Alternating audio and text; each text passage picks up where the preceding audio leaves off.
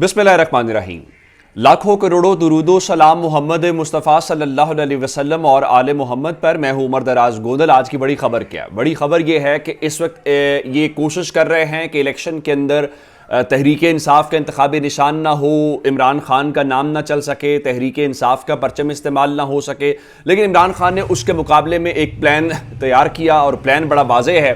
Plan ये है कि तहरीक इंसाफ इस सारी सिचुएशन के अंदर वकीलों को या काले कोट वाले जो हैं उनको मैदान में उतारना चाहती है। उनका ख्याल ये है कि ठीक है, ये मुश्किल वक्त है पार्टी के ऊपर और मुश्किल सूरत हाल है, तो वकला को मैदान में उतारते हैं और वकला इलेक्शन भी लड़ेंगे और इस पूरी सूरत हाल में कोई डट के मुकाबला कर सकता है तो वो वकील ही कर सकते हैं। और इमरान खान ने इस सिलसिले में जो अपने लोग हैं उनको कहा है कि उनको जो क्या कहते हैं बाएतमाद लोग हैं जो पार्टी के साथ जुड़े हुए हैं उनकी लिस्टें फराहम की जाएं। और आपको याद होगा हामिद खान ने कहा था कि लोग इस वक्त तहरीक इंसाफ को वोट देना चाहते हैं और हम इस मौके को ज़ाया नहीं करेंगे। पूरे पाकिस्तान के अंदर हम अपने जो क्या कहते हैं कि पार्टी के लोग हैं उनको खड़ा करेंगे, उनको टिकट देंगे। और यही बात चौधरी परवेज़ इलाही ने कही थी कि आप देखेंगे कि तहरीक इंसाफ को कितना वोट पड़ता है, लोग इसके ऊपर हैरान हो जाएंगे।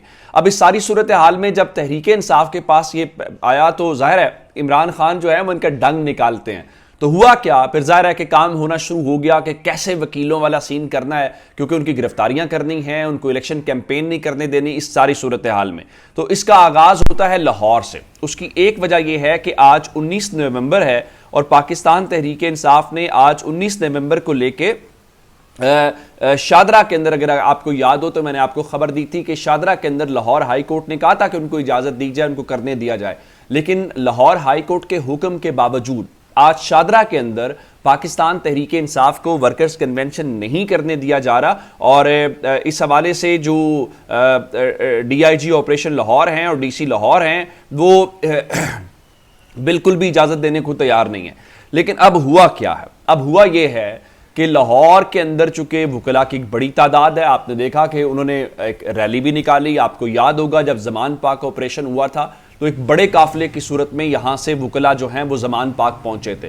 तो लाहौर के वकला को कंट्रोल करना बहुत ज़रूरी है। और उसकी एक हालिया मिसाल हमने देखी जब सुप्रीम कोर्ट बार एसोसिएशन के इलेक्शंस हुए, जहां पे शहजाद शौकत जो थे वो एहसन भोन ग्रुप और आजम नज़ीर तारड़ ग्रुप को सपोर्ट कर रहे थे और मियां अब्दुल कुद्दूस जो थे वो हामिद खान ग्रुप से थे। अब मियां अब्दुल कुद्दूस को जैसे इलेक्शन हराया गया या जो फैक्टर्स इन्वॉल्व हुए वो बड़े अच्छे से हमें इल्म भी था और अंदाज़ा भी था, चूंकि उसको मॉनिटर बड़े क्लोजली किया जा रहा था। वही सूरत हाल अब लाहौर के अंदर, चूंकि लाहौर बार एसोसिएशन जो है वो एशिया की सबसे बड़ी बार एसोसिएशन है और हाल ही में लाहौर में जो कुछ हो रहा है या वो जो वकला हैं लाहौर के वो जब तहरीक इंसाफ का वर्कर्स कन्वेंशन करते हैं तो जाहिर है उनकी गिरफ्तारियां या बाकी चीज़ें होती हैं, तो लाहौर की जो बार एसोसिएशन है उसको बोलना पड़ता है। अब रात को हुआ क्या? रात को हुआ ये है कि लाहौर बार एसोसिएशन ने पाकिस्तान तहरीक इंसाफ के जो वकला हैं उनके साथ ला ताल्लुकी का ऐलान कर दिया है। ये ला ताल्लुकी नहीं है, ये बुनियादी तौर पे सरेंडर की खबर है। क्योंकि माजी में हमने देखा है जनरल मुशर्रफ का दौर था, या जब भी ऐसी सूरत हाल हुई तो वकला खड़े हुए। लेकिन अब लग ये रहा है कि वकला ने भी हथियार डाल दिए हैं। मैं सब वकला की बात नहीं कर रहा, मैं उनकी बात कर रहा हूं जिनके पास शायद लाहौर बार को ने वोट दिया या उनको चुना। और उसमें सेक्रेटरी लाहौर बार ने कहा कि लाहौर बार एसोसिएशन जो है वो प्रोफेशनल वकला की बार है, वो किसी सियासी जमात की हिमायत नहीं करती। अगर कोई वकील सियासी जमात से ताल्लुक़ रखता है तो वो उसका ज़ाती फेल है। लाहौर बार सियासी तौर पे किसी के कौलो फेल की हिमायत नहीं करती और सियासी इलेक्शन लड़ने वाले वकला के लिए लाहौर बार जिम्मेदार नहीं है। लाहौर बार वकला की फलाह बहबूद के लिए है। देखिए, अगर कोई लाहौर बार का मेंबर है तो इलेक्शन लड़ना उसका सियासी हक है। तो क्या लाहौर बार अपने मेंबर को इस तरह से बेयारो मददगार छोड़ देगी? ये बहुत ही अलार्मिंग, और इससे लगता यह है कि इस वक्त जो मौजूदा क़यादत है लाहौर बार एसोसिएशन की वो मुकम्मल तौर पे ज़ेरे असर है, वो कंट्रोल में है। वरना इसके मैं पढ़ के उनका प्रेस रिलीज़ दे देता हूँ जो सेक्रेटरी लाहौर बार ने बयान जारी किया है। लाहौर बार एसोसिएशन की एग्जीक्यूटिव कमेटी का इजलास मुनक्किद हुआ। इजलास में तमाम ओहदेदारान और मेंबरान एग्जीक्यूटिव ने शिरकत की। आज के इस इजलास में हाजरीन ने इस बात का इयादा किया कि लाहौर बार एसोसिएशन ने हमेशा प्रोफेशनल वकला को सपोर्ट किया है और लाहौर बार के प्लेटफॉर्म का मकसद हमेशा वकला की फलाह बहबूद और उनके हुकूक की हिफाजत रहा है। लाहौर बार एसोसिएशन किसी भी सियासी जमात की हिमायत करती है, न किसी सियासी जमात के खिलाफ कोई अज़ाइम रखती है। तमाम वकला बिला किसी तफरीक के हमारे लिए मोहतरम है। अगर कोई वकील किसी सियासी जमात से ताल्लुक़ रखता है तो उसका ज़ाती फेल है। लाहौर बार किसी के सियासी तौर पर किए गए कौलो फेल की हिमायत करती है और ना ही करेगी। किसी भी जमात से मुंसलिक वकला अपने फैसलों में आज़ाद है और लाहौर बार उनके फैसलों की तायद ना करती है। कोई भी मोअज़्ज़ज़ वकील किसी भी सियासी जमात के प्लेटफॉर्म से इलेक्शन लड़ने और सियासी मामलात में आज़ाद है, ये उसका ज़ाती फेल है। जबकि लाहौर बार अपने प्लेटफॉर्म से ऐसे वकला के सियासी फैसले अमल की जिम्मेदार ना है। चलें, आपने काम कर लिया, इससे क्या होगा? इससे होगा ये कि मज़ीद खुल के वो चीज़ें जो है वो कर सकेंगे। अब मैं आपको बताना ये चाहता हूँ कि जरदारी ने क्या कार्ड इस सारी सूरत हाल में फेंका है। देखिए, जरदारी को पता है ना पंजाब में इलेक्शन के अंदर शेयर दिया जा रहा है, खैबर पख्तूनख्वा के अंदर भी नहीं है, बलूचिस्तान वैसे मुस्लिम लीग नून की झोली में डाल दिया है। तो आसिफ जरदारी अब ज़ाहिर एक अच्छा बच्चा बनने की कोशिश कर रहे हैं। उन्होंने आज क्या कहा कि जी इलेक्शन कमीशन पे मैं पूरा एतमाद है कि वो शफाफ इंतखाबात कराएगा। यकीन है कि 8 फरवरी को पीपल्स पार्टी मुल्क की अक्सरियती पार्टी बनकर सामने आएगी। एक जानिब आप कहते हैं कि पंजाब, खैबर पख्तूनख्वा, सिंध, निगरान जो हुकूमतें हैं वो मुस्लिम लीग नून के ज़ेर असर हैं, और दूसरी जानिब आप कहते हैं कि इलेक्शन कमीशन साफ और शफाफ इलेक्शन कराएगा। तो आपका कम अज़ कम पैमाना एक होना चाहिए। आप ये जो गिरगिट की तरह रंग बदलते हैं, यही वो वजह है कि लोग जो है वो आपको फिर वोट नहीं करते।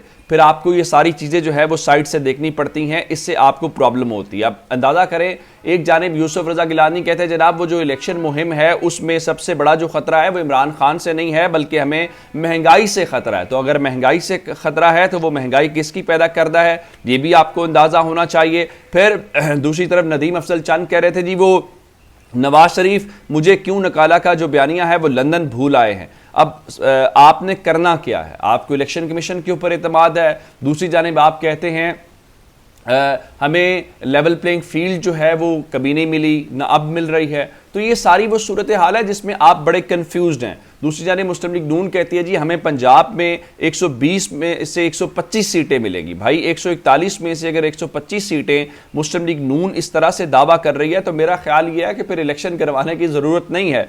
फिर वही बात है जो पीपल्स पार्टी वाले मुस्लिम लीग नून को आजकल ताना दे रहे हैं कि हमारी बात हो गई है। तो बात हो गई है कि बुनियाद के ऊपर अगर 125 सीटें हम निकाल लेंगे तो फिर इलेक्शन बेमानी हो गया है। मैंने आपको रात के वीलॉग के अंदर बड़ी तफसील के साथ बताया है कि मैं बाकी चीज़ों को नहीं जानता कि फ़लाँ शख्स ने क्या सर्वे किया, फ़लाँ की क्या राय।